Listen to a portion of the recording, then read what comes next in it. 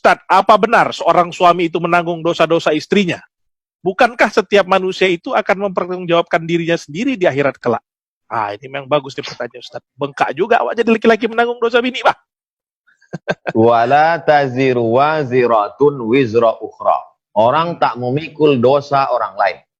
Dalam Islam tak ada dosa warisan kita memikul dosa kakek kita. Apa salah kita? Di mana letak keadilan Tuhan? Ya pikul masing-masing. Mikul dosa kita aja tak terpikul-pikul, mau mikul dosa orang pula. Wala taziru waziratu wizra ukhra.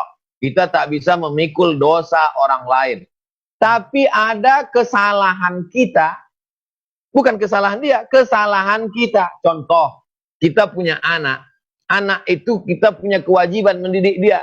Tak kita didik dia masuk TK Al-Quran. Tak kita masukkan dia ke pondok tahfiz Quran. Tak tahu dia halal haram. Hantam kromo bantai saja riba sude. Habis itu mati kita.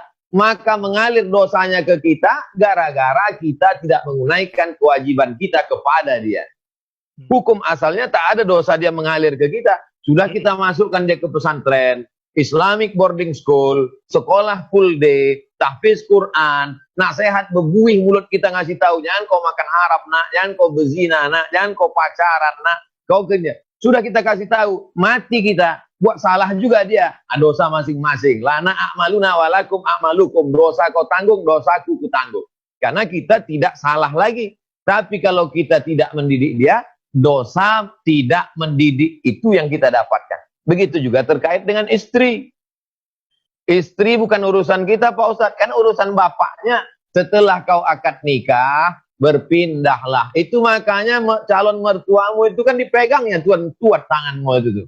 Hai Fulan, ya Pak. Itu gue pikir Pak sembarangan aja tuh dia pegang. Itu dia tanya, hai Fulan, supaya kita sadar, nih mau berpindah nih, mau transfer ini. Jangan bayangkan transfer kos-kosan sama mobilnya, bukan. Yang mau kita pindah itu adalah tanggung jawabnya. Makanya sejak saat itu kau sebagai laki-laki pemuda, sebelumnya sholatmu saja yang kau pentingkan. Sebelumnya asal tertutup pusatmu sama lututmu selesai. Tapi setelah ada satu gerbong di belakangmu, maka sejak itu kau punya tanggung jawab. Mana bunyi hadisnya? Kullukum ra'in, setiap kamu adalah pemimpin, wa kullukum mas'ulun ar-ra'iyatih. Kau akan ditanya tentang segala yang dilakukan oleh orang yang di bawah kuasamu. Tentang roknya kenapa pendek, kenapa tak menutup aurat, kenapa lipstiknya 2 inci, kenapa dia keluar rumah bercerita kadang beli kangkung 1 ikat bicaranya sampai 1,5 jam. Kenapa dia ikut arisan riba, kenapa begini, kenapa begini. Oleh sebab itu maka laki-laki ini mesti dia ikut kursus perkahwinan kata orang Malaysia supaya tahu apa kewajiban dia. Laki-laki itu dikasih harta warisan banyak bukan karena Islam diskriminatif pada perempuan, karena laki-laki memberi mahar, laki-laki menanggung biaya nikah, laki-laki bertanggung jawab 2 kali lipat. Ar-rijalu qawwamuna 'alan nisa. Itulah maka laki-laki diberikan warisan banyak supaya dia berwibawa, supaya dia dihormati, supaya dia disegani. Oleh sebab itu maka laki-laki 5 tanggung jawabnya. Mengasih makan, memberi pakaian, tempat tinggal, pendidikan, perhatian. Tapi jangan gara-gara ini laki-laki ini jadi takut. Ini banyak laki-laki sekarang takut jadi laki-laki, jadi bencong semua. Nauzubillah. Oleh sebab itu kita didik saja dia menjadi laki-laki yang bertanggung jawab. Demikian akhi. Baik Ustaz, jadi sekali lagi tidak ada tanggung jawab kita lagi kalau sudah kita nasihati, sudah kita sampaikan, sudah kita didik, kalau dia masih salah juga, dosa dia, gitu ya. Tapi kalau mau lepas tanggung jawab nampaknya. Nah, kalau sudah kita didik, jangan. Bukan mau lepas Ustaz. Pokoknya kita didik aja. Ditekankan bahwa kami sudah mendidik kalian, panjangkan jilbab, ikut pengajian, jelaskan begini, biar jangan apa kali kalian. Gitu. Jangan apa kali, Mbak, nampak apanya itu sikit ya kan Ustaz. Baik Ustaz, lanjutan sikit tentang ini Ustaz. Jadi ini ada kaitannya pertanyaan berikutnya. Ini pertanyaannya bunyinya begini, yang mulia Ustadz UAS yang diberkati Allah. Saya ingin mendengar pendapat Ustadz tentang hal ini. Tahun 30-an hingga tahun 60-an, film-film barat Hollywood melazimkan adegan ciuman alias pacaran. Akibatnya tahun 80-an, remaja dunia termasuk Indonesia lazim melakukan pacaran. Tahun 70-an hingga 90-an, film barat melazimkan adegan ranjang alias seks bebas. Akibatnya remaja tahun 2000-an lazim melakukan seks bebas. Tahun 2000-an sampai sekarang ini, film-film barat melazimkan adegan LGBT dan dialog ateis, terutama dari TV kabel seperti Netflix, HBO, dan lain-lain.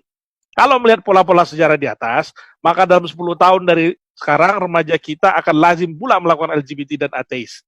Macam mana caranya kita mengatasi hal ini? Apakah misalnya memasukkan anak ke dalam pesantren adalah satunya cara untuk menghindari remaja kita dari kelaziman maksiat di atas?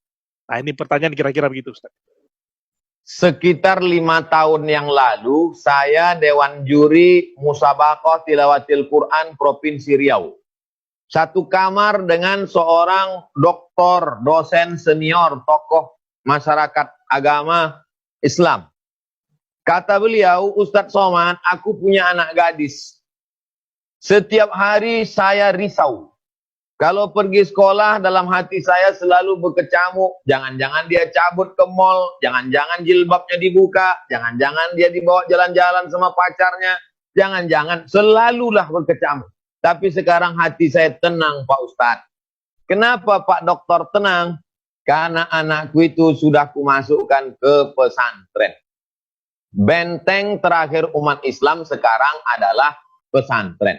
Di kota besar, Medan, Bandung, Surabaya, Jakarta mungkin tidak bisa pesantren, maka paling tidak full day. Pagi mau berangkat kerja, titipkan dia di sekolah jam 8. Nanti sore jam 4 pulang, hampir singgah jam 5. Pulang ke rumah, sholat maghrib. Dari maghrib ke isya mengaji baca Quran. Habis isya ngobrol-ngobrol, hiburan, tidur, capek, lelah, buat PR. Besok begitu lagi. Sehingga dibuat seminim-minim kecil ada pintu celah berbuat dosa dan maksiat.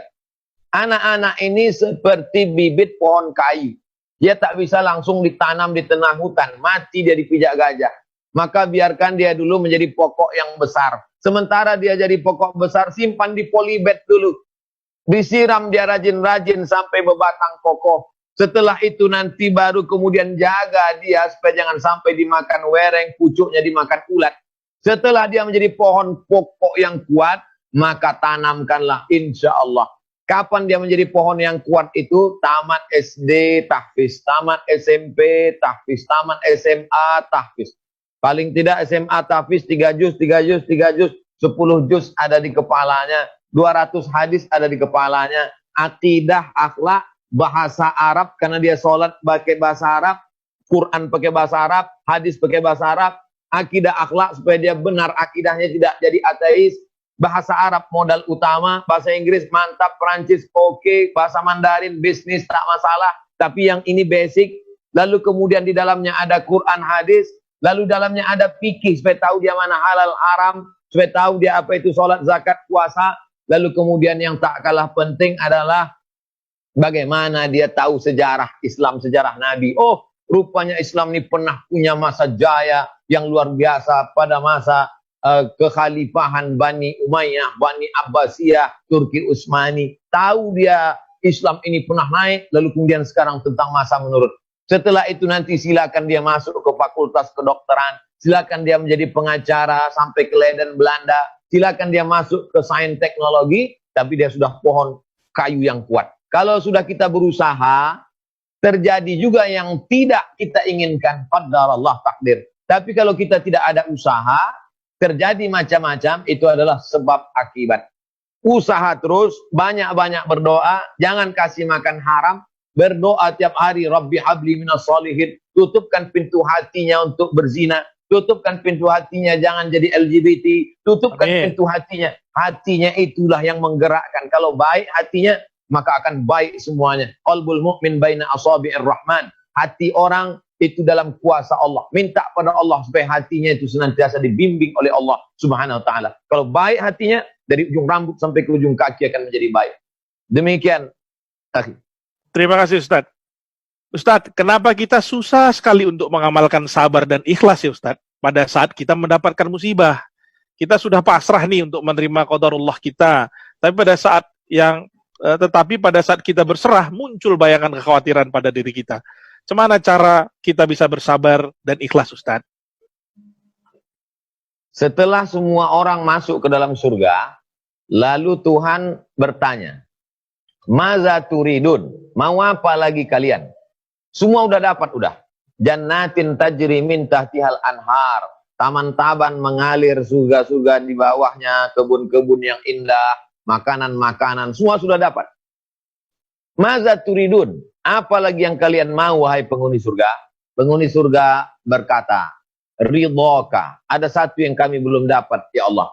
Apa itu ridhoka? Ridhom. Ternyata orang yang sudah masuk surga belum tentu dapat ridho Allah. Apa syarat untuk mendapatkan ridho Allah? Syaratnya, orang mendapatkan ridho Allah kalau dia ridho menerima ujian Allah Ta'ala. Makanya doa kita, Allahumma inna nas'aluka ridhoka wal jannah. Minta ridho Allah dulu baru surga. Karena orang yang dapat surga belum tentu dapat ridho. Tapi orang yang dapat ridho pasti dapat surga. Karena Allah kalau sudah dia ridho itu bahasa kitanya senang hati. Kalau Allah sudah senang hati menengok kita, maka semua dia kasihkan. Macam ibu lah. Ibu kalau sudah senang hati menengok bapak, ambillah abang semua. Asal jangan abang berbini sekali lagi. Kalau sudah ridho, kalau sudah senang hati orang, maka semua akan dia kasih. Iya. Apakah Ustadz Somad tahu kalau Ustadz diridhoi Allah atau tidak diridhoi Allah? Saya tak tahu sholat saya diterima atau tidak. Saya tak tahu puasa saya kemarin diterima atau tidak. Tapi saya tahu bahwa saya diridhoi Allah atau tidak. Dari mana Ustadz tahu? Ketika aku ridho menerima takdir Allah, saat itulah Allah ridho melihat aku. Itu bukan ucapan saya. Saya kutip dari kitab, judulnya ditulis oleh Imam Ar-Risalah Al-Qushairiyah, Imam Abdul Qasim Abdul Karim Al-Qushairi. Aku tahu kapan Allah ridho kepada. Loh, kok bisa tahu? Ketika aku ridho menerima takdir Allah, saat itulah Allah sedang ridho kepada. Jadi kalau dikatakan kenapa berat? Karena dia puncak tertinggi. Ikhlas di bawah, qanaah di bawah, tawakal di bawah. Puncak daripada amal adalah ketika ridho. Makanya nabi-nabi itu ujiannya ridho. Anak mati, kulit berulat, kebun hancur, habis semuanya, orang benci. Nabi Ayub alaihissalam, ada dia mengeluh pada Allah? Tak ada. Tapi akhirnya dia berdoa juga, Pak Ustaz. Coba tengok isi doanya. Rabbi anni massaniyad-durr wa anta arhamur rahimin. Ya Allah, aku kena penyakit, Engkau Maha Penyayang. Itu aja. Tak ada dia bilang, kok parah kali lah penyakitku ini, kok beginilah, rupanya apa kalilah amalku ini. Tak ada dia bilang. Dia cuma bilang, Rabbi anni massaniyad-durr, aku sakit ya Allah. Wa anta arhamur rahimin, Kau Maha Penyayang di antara yang penyayang. Berdakwah ke suatu kampung, semua orang di kampung itu mengusir. Akhirnya pergilah dia. Lalu kemudian sampai di tengah lautan, diundi di tengah laut, nama dia terus yang keluar, dicampakkan orang karena kapal mau tenggelam, masuk ditelan ikan, perut ikan, gelap malam, gelap laut, gelap perut ikan. Ada dia mengeluh? Tak ada.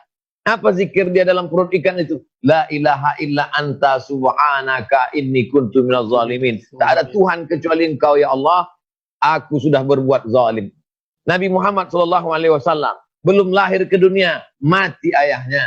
Baru usia 4 tahun, mati pula emaknya. Dibesarkan oleh kakek datuk, meninggal pula datuknya itu. Dibesarkan oleh paman, paman di tahun yang sama meninggal dengan istrinya. Anaknya 4 perempuan, 3 meninggal waktu dia hidup. Cuman Fatimah sendiri yang meninggal, sudah dia meninggal. 6 bulan sudah itu baru meninggal pula Fatimah. Anak laki-lakinya, Ibrahim meninggal, Qasim meninggal, Abdullah meninggal. Ada dia mengeluh? Tak ada.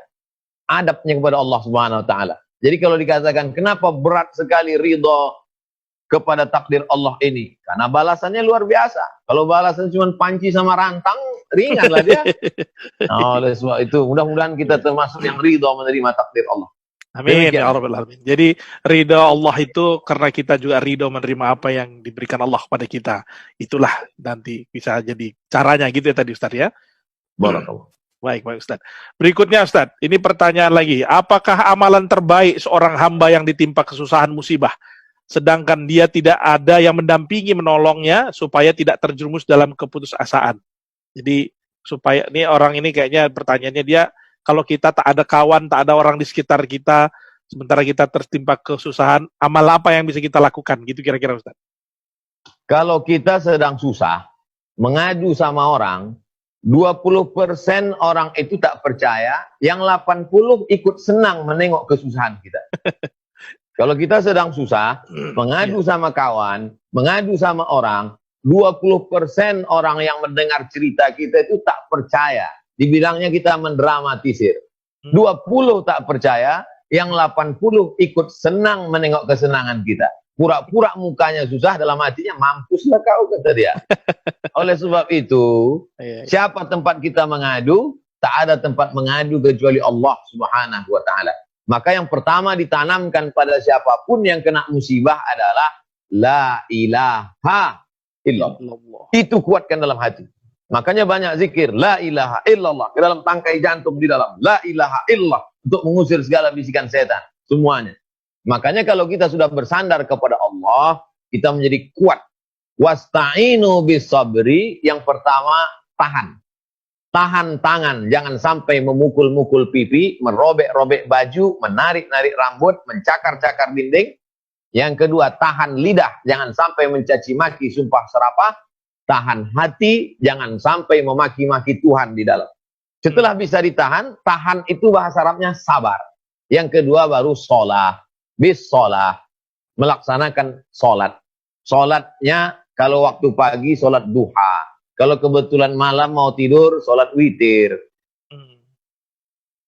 Tahajud. Tak bisa bangun tengah malam menjelang subuh, jam 4 pun di Medan masih ada waktu subuh. Di Jakarta jam 4 pun masih ada. Jam 4:30 udah mau azan subuh, kira-kira 15 menit pun masih bisa sholat tahajud. Perbanyaklah sujud di situ. Minta kepada Allah, dilapangkan Allah hati. Pertama, jangan sendirian, jangan merasa sendiri, tapi ada sama Allah. Yang kedua, banyak-banyak sholat sunat. Yang ketiga, banyak-banyak zikir. Saya tidak memilihkan zikir khusus. Ada orang zikirnya nyaman, astaghfirullah. Ada orang zikirnya subhanallah bihamdihi subhanallahil azim. Ada orang zikirnya Allahumma sholli ala sayyidina Muhammad. Terserah. Ada orang zikirnya baca Quran. Terserah. Orang yang sibuk berzikir mengingat aku, sampai dia lupa berdoa kepada aku, maka kuberikan dia lebih baik daripada yang kuberikan pada orang yang berdoa.